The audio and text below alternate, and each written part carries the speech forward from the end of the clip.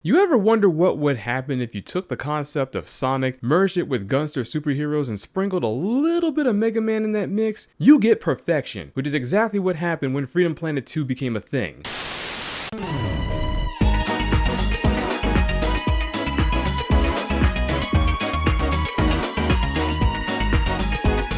Freedom Planet 2 has finally released on Steam and is due to release on consoles in 2023 sometime during the summer. It is for this reason the review will be spoiler free for those who do not have access right now but at least want to see what the second game has to offer. With that being said, let's see how well the game holds up compared to the first. Who am I kidding, this game blows the first one completely out of the water. Freedom Planet 2 is an action platformer that plays very much like a classic Sonic game without being too much like a Sonic game at the same time because it has quite a number of differences to help it stand out. You have 4 characters to play as this time around, each one catering to a different style of play, and while the story is going to overall lead to the same end result, each of these characters offers a different perspective of the main plot, showing you cutscenes and having certain dialogue that is exclusive to that character. The first is Lilac, the team leader and the most heroic of the bunch. Her playstyle is built around speed as her abilities allow her to constantly be on the move compared to the others. Her Dragon Boost is not only great for stage traversal, it is also a very good method for attacking, especially since she's invincible during the entire animation. And if you happen to hit the same button again, she'll be able to cancel the move at any given time. Doing so leaves behind some energy that will deal continuous damage, which is great for handling foes that pack more health as well as bosses. Furthermore, her Cyclone no longer consumes meter like it did in the first game, and her Rising Slash can be used in midair, which can serve as a pseudo double jump, making her a bit more agile. Her Guard, which is a new mechanic I will talk about later on, also grants Lilac a blink dash which she can damage enemies with. Secondly, Carol the Wildcat lives up to her name as being the more reckless character with behavior tendencies that reminds me of early Ratchet, and plays like a brawler with the additional ability to ride on a motorbike should you come across a gas tank power up while you're playing as her. She handles exactly like Zero from Mega Man X, given her series of melee attacks and her wall kick ability having similarities to the Red Warrior. She is also the only character of the bunch who can go into a spin dash on command and will buzzsaw her way through anyone she comes in contact with. Her rapid fire kick was also replaced with this new ability called the Jump Disc. She can toss it in any direction, and pressing that button again will make Carol pursue after it, giving her added mobility and invincibility similar to that of the Dragon Boost. The disc also sticks on the enemies if she nails someone with it, which allows her to rack up damage pretty quickly. She was my favorite character in the previous game, and with her new loadout, that definitely didn't change here. Thirdly, Mila is considered to be the eccentric of the group and has received the most changes compared to the other two. First, she has been given a standard melee attack which can be used in all directions like Lilac and Carol, which is something she didn't have before. Her shield can reflect projectiles right back at the enemy, but keep in mind this does not work against every projectile you see. She can also fire mid-range bullets in 8 directions, and if you perform her guard, she will summon a Phantom Cube which powers up her shots. This same Phantom Cube can also be used for a super shield burst, which is essentially a little mini beam she can fire. That same mini beam also has a lot of kickback which can be used to give her added mobility. Mila caters mostly to those who like to explore everything a level has to offer, since she is the only character who can fly for a few seconds, giving her more vertical movement, while the other characters will have to be a little more creative in their approach. Finally, there is the newest addition to the roster, Neera Lee, who is the chief of the STPD, basically the world's version of the police force, and the advisor of the Royal Magister. She is the most strict out of all 4 of them and carries a no-nonsense personality, but she also knows when it's time for her to ease up a little bit here and there. Her playstyle is all about power as she is the group's heaviest hitter, seeing as how her kit can make quick work of the enemies you'll run into compared to the rest of the cast. Her Ice Lasso is a projectile that can bounce off of walls and take out most enemies in one hit by freezing them, and she can also use those enemies as an additional platform. The Tundra Ray is great for clearing enemies above her, and because it lifts her up a little bit when she uses the move, it can also be used as an additional jump if need be. The Spike Trap creates tall ice pillars that can stop enemies in their tracks if they run into them, and she can even use these traps to spring herself in the air. And last but not least, we have her Sniper Drive, which allows her to fire ice shards from a safer distance. It's also worth noting that she doesn't change direction when this is being used in the air, so it's pretty easy to maintain a safe distance while being on the offensive. Hitting the guard button will allow Neera to enter her focus focus state, which will increase her attack speed until the meter runs out, and it will last even longer if the player is able to consistently land her attacks. She also comes equipped with a double jump, which already comes in handy and synergizes pretty well with her kit. Nira overall is a wonderful addition to the roster, as I've had a lot of fun playing as her. So now that I've talked about the game's characters, let's dive in depth about the game's mechanics. Before you begin each stage, you'll be given the option to edit your character's loadout. It's here where you'll be allowed to equip up to 2 items that gives your character a passive ability or an effect depending on what they are, like creating a shadow clone whenever you evade. Additionally, you'll be able to edit your character's potion bottle, where you can mix different effects to fit your character's playstyle, cover a character's weakness, or even play up to their strengths. Need Nira to jump even further beyond? A jumping potion will fix that. Need to increase Mila's damage? There's a potion for that too. Or how about giving Carol's melee strikes more damage while stacking some lifesteal on top of that?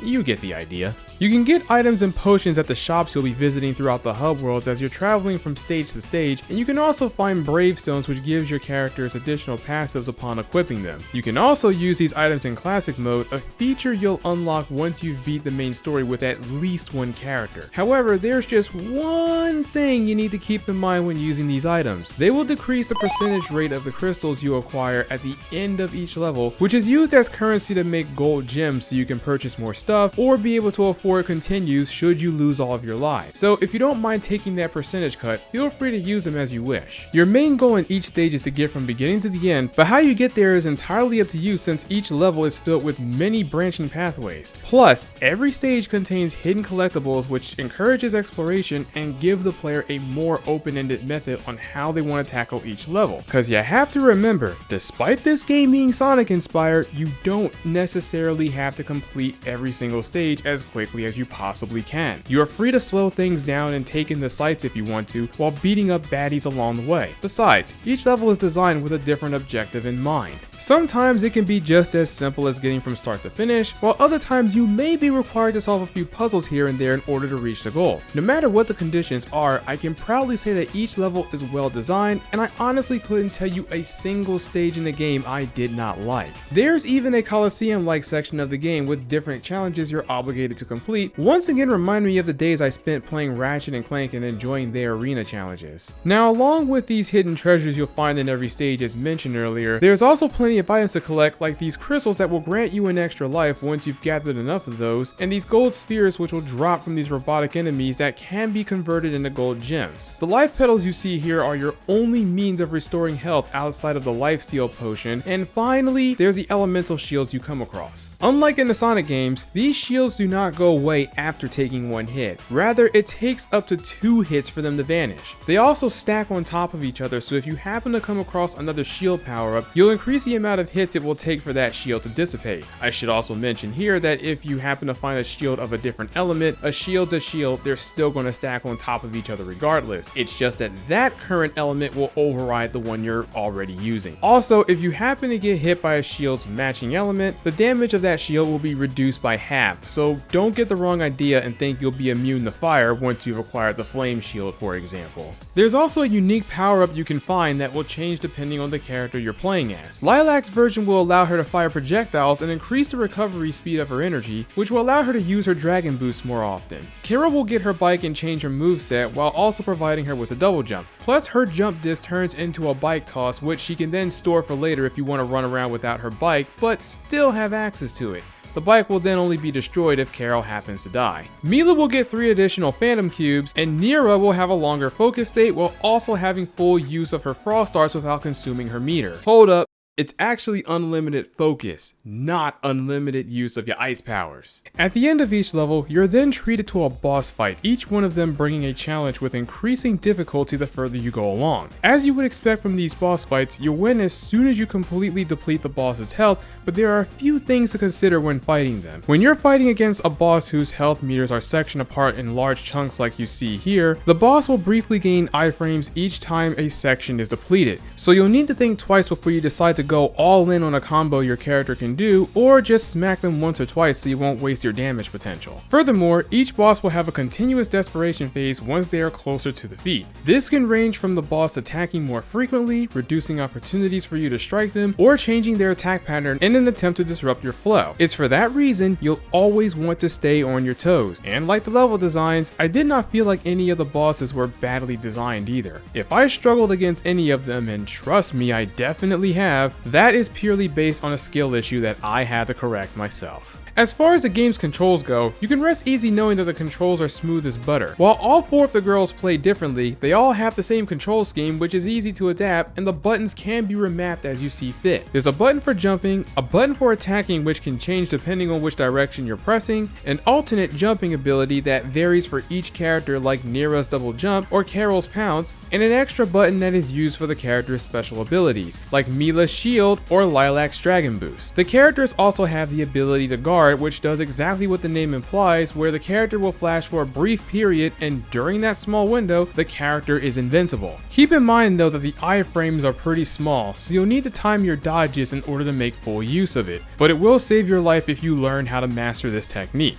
It actually reminds me of the parrying system from Rivals of Aether, a game I'd love to see these characters appear in sometime. No matter which one you're playing as, each of them are pretty easy to handle, and the controls are snappy enough so that the characters will respond to everything that you do. It is also worth pointing out that all 3 of the legacy characters feel more refined in terms of its combat, especially in the case of Mila with her rework. Now the physics engine is similar to that of Sonic, using momentum-based platforming to pick up speed in order to make longer or higher jumps, or blaze through the stages that these games are known for. Even when you're running at these high speeds, the game still handles smoothly as the camera will stay locked onto the character at all times, and you won't have to worry about losing yourself or have a hard time seeing what is ahead of you while you're moving that fast. Even in sections of the game where that is likely to happen, the game's camera will zoom out so you can see everything and react accordingly while maintaining your momentum. Whoever thought of that idea had a pretty big brain that day, as that was a very good design choice. Now I want to take a moment to talk about the game's visuals. If you played a lot of Sega Genesis titles growing up, this game is going to look very familiar to you because Freedom Planet gains its visuals from that era. However, they take it a step further and enhance those same visuals so that it not only provides a nostalgic feeling to those who grew up with these titles, but also provides a more polished look so that they can easily bring on newcomers who've never experienced games like these in the first place. Each sprite you see on here, whether it's the characters,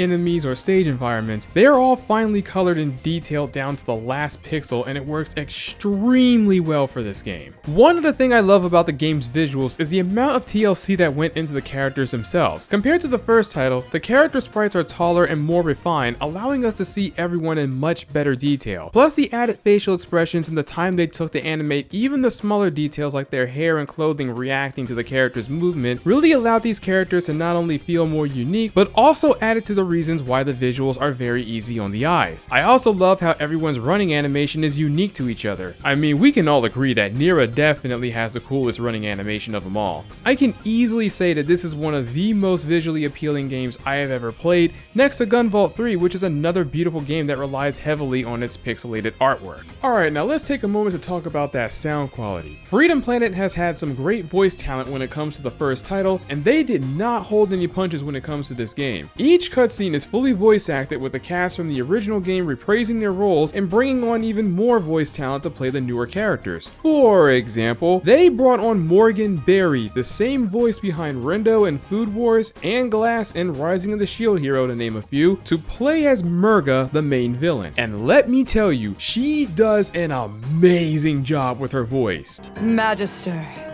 how I've longed to see that look in your eyes. So you've come, and alone even. I hope to earn that mark of respect.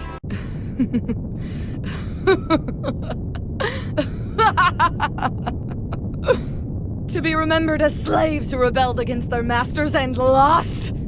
Or the monsters that killed the world? What choice do I really have as the one final breath of the water dragons? I could tell you the other new voice actors they brought onto the table, but I would rather you discover those for yourselves when you play the game. While we're on the subject of sound, let me just take a minute to talk about the game's music because it is probably by far the best soundtrack I have heard in a while. Whether you are moving around in the hub world to playing the stages themselves, each song does a fantastic job in matching the atmosphere it is going for, and there isn't a single tune that I felt was out of place. One minute you can hear a track that'll have you jamming in your seat while you're speeding through the highway.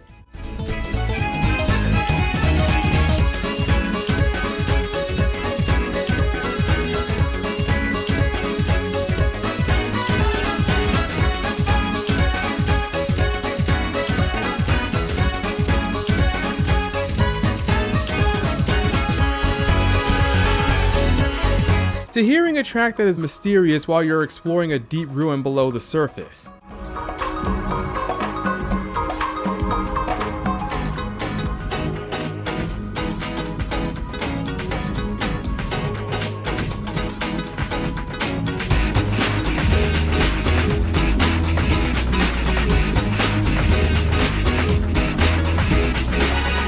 There is absolutely no shortage of good music throughout the entire game, which made me pretty sad when, as the making of this video, I could not find the OST anywhere online to purchase. Galaxy Trail, I'm asking you to please get a soundtrack out there so I can throw more money at you. I have mentioned several times throughout this video that the game is indeed Sonic inspired, but it does a number of things that make it stand out. Some of these differences are pretty easy to spot, like the game's combat system and all the characters having the ability to swim when they're underwater, but then there are some that you wouldn't quite notice right off the bat, like the fact that you don't need a lot of momentum in order to run up the steep slopes or travel through loops, which is something that I had to remember quite a few times while I was playing. Even with these differences, it's not that massive to the point where it's impossible to bounce back and forth between both Sonic and the Freedom Planet games, which is something that is consistent in both the first and second title respectfully. This is because the Freedom Planet series keeps their core gameplay mechanics intact while accomplishing that goal. Overall, Freedom Planet 2 is a well-polished game with a lot of replay value, and it's even encouraged to run through the game with all of the characters so you can witness all of their endings. While there are some instances where you can run into some bugs here and there, and occasionally there will be some hit detection issues, the developers are quick to respond to these bugs and glitches as they get patched out almost immediately when the community points them out. The best way that I can describe my experience with Freedom Planet 2 is what I had stated earlier in this video: perfection. And that is not a word that I will drop too often when I'm sharing my gaming experiences, as coming across such a well-crafted product is very few and far in between. Galaxy Trail really knocked it out of the ballpark with this game, and there is no reason why anyone should not have it in their library once it has been released on every platform. Anyway, that wraps up the review for this game. If you enjoyed the video, please feel free to hit me with that siggity sub, and be sure to check out my side pieces. Hope that I catch y'all in the next one. Later!